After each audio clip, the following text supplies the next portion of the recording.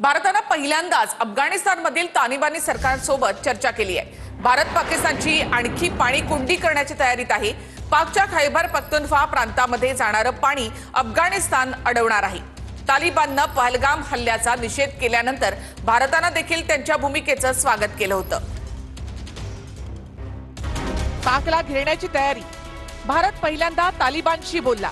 S Jaishankar यांची अफगाणिस्तानच्या परराष्ट्र मंत्र्यांशी चर्चा। भारत पाक तणावाच्या दरम्यान भारत पहिल्यांदाच तालिबानशी बोलला। भारताचे परराष्ट्र मंत्री एस जयशंकर यांनी अफगाणिस्तानचे परराष्ट्र मंत्री आमिर खान मुक्तकी यांच्याशी चर्चा केली। राजनैतिक स्तरावर आतापर्यंत भारताचा तालिबानशी संपर्क नव्हता। पहिल्यांदाच अफगाणिस्तानमध्ये तालिबान सरकार आल्यावर भारताने राजनैतिक स्तरावर संपर्क केला। तालिबानने पहलगाम हल्ल्याची निंदा केली होती। अफगाणिस्तानच्या या भूमिकेचं भारताने स्वागत केलं। भारत अफगाण सरकारला शहतूत धरण योजनेसाठी मदतही करणार आहे। शहतूत धरण अफगाणिस्तानमधल्या काबूल नदीवर बनतंय।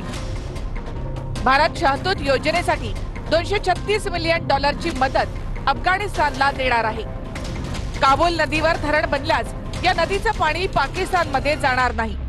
काबूल नदी अफगाणिस्तानमधून पाकिस्तान खैबर पख्तूनख्वा प्रांतामध्ये जाते, त्यामुळे पाकिस्तानची अफगाणिस्तानातूनही जलकोंडी होणार आहे। भारताने पाकिस्तानला अफगाणिस्तानमधून घेरण्याची तयारी सुरू केली आहे। एकेकाळी पाकिस्तानच्या साथीदार असणाऱ्या अफगाणिस्तानसोबत भारताचे संबंध सुमधुर होताना दिसतात।